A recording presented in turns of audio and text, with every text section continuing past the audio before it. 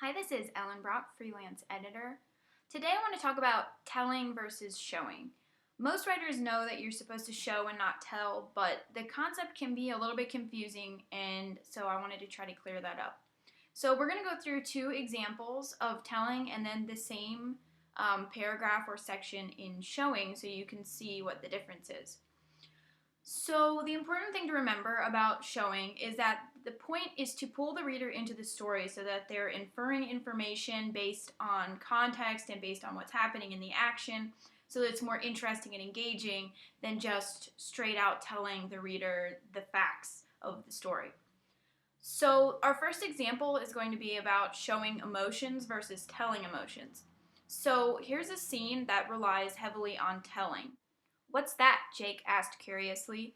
"Nothing," Katie said, acting suspicious. "It has to be something." Jake was getting frustrated.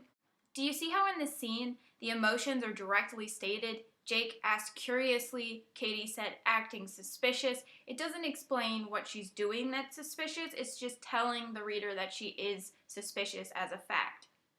So to rewrite this scene, we just want to focus on showing these things to the reader based on the behaviors, the expressions, the actions of the characters, rather than relying on just directly telling them.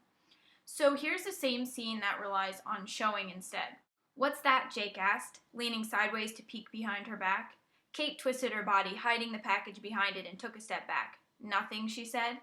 "It has to be something." He stomped his foot and crossed his arms across his chest. In the second example, we don't need to say that Jake was getting frustrated because he stomped his foot and he crossed his arms against his chest, so it's clear that he's getting frustrated. So we don't need to use those blatant emotional words. So rather than saying that Jake asked curiously, we can show that Jake is curious because he's leaning and he's trying to see what's behind his friend's back. So that shows the reader how he's feeling rather than just directly saying that he is curious. So let's look at another example. This time it's going to be more about it conveying complicated information. This is really common in fantasy and science fiction when you need to explain how abilities work or how a society functions or how the government functions. But it can also apply to historical fiction when you might need to explain a lot about the time period and give readers background so that they understand the story, or any element of a book that requires a lot of information to be conveyed to the reader. So let's look at the version of the scene that relies on telling. Peter could create balls of energies in his hands. All he had to do was think about what he wanted to attack while moving his hands in a circle, and the energy would appear as a glowing and pulsing orb.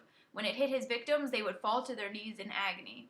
Do you see how in this paragraph, we're not showing Peter using his abilities? He's not actually using his skills.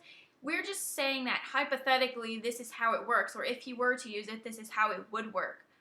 Even if you do this immediately prior to showing it in action, it's still telling the reader rather than showing them because he's not actually performing the act. He's not actually using his abilities. So let's look at the same scene rewritten in a way that focuses on showing. Peter steadied himself, staring at his enemy. He moved his hands in a circular motion, faster and faster, and an orb of light grew brighter between his palms. It pulsed like a heartbeat and shone as bright as the sun. He shoved the ball forward and it rocketed towards his enemy and smashed into his chest. The man collapsed, his knees buckling, and he crumpled into a ball on the ground. Do you see how much more engaging the second example is? Because rather than just saying this is his ability and this is how it works, we're skipping that part and we're just showing it in action. We're showing him using it so that while he's using it, you can be learning about how it works. So I hope these two examples of showing versus telling help you better understand the concept.